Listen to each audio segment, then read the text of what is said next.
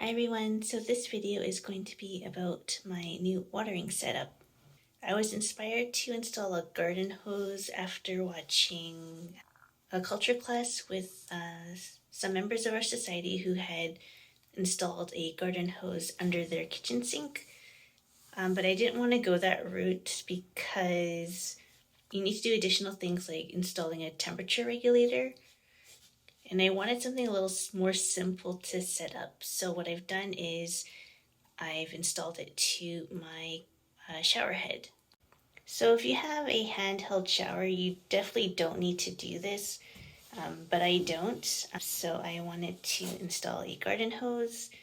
Another benefit of using a garden hose is you can use those, I think they're called hose end adapters, where it's like a hose sprayer that has a container attached, so for fertilizing. And that's definitely something that I want to try.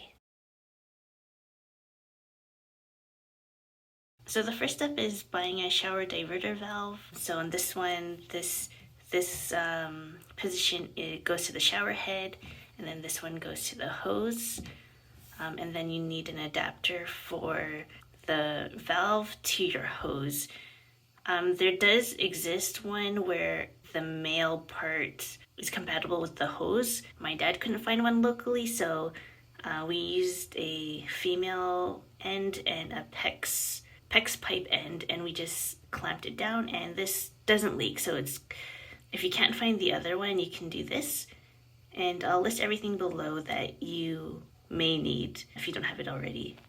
And then I cut the hose here and added a quick connect adapter. You don't have to do this, but I think this looks better than having the hose just tucked away on the curtain rod. So that's why I did this, just so it looks a bit neater. And then on the shower hose itself, I have another quick connect adapter.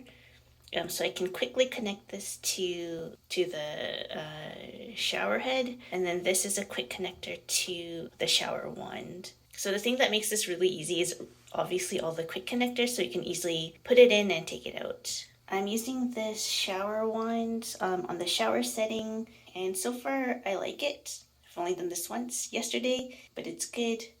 I don't know if you really need a shower wand, but this was given to me, so I'm just going to use it. And then when I'm done, I usually hold the trigger down and shake all the water out, and then I put it in a Ziploc bag just so it catches any drips, and I store everything under my kitchen sink.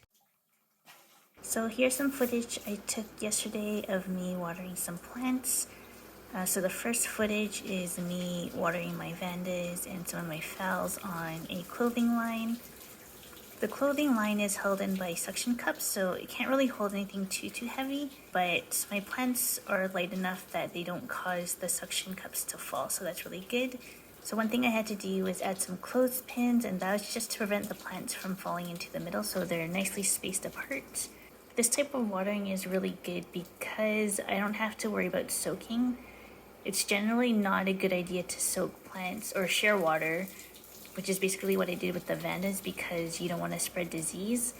I've already shared water with my vandas, so I'm not really saving it on that end, but I only really have one bucket, so if I wanted to water them before, I would just do one at a time, whereas in this case, I can do multiple plants at the same time.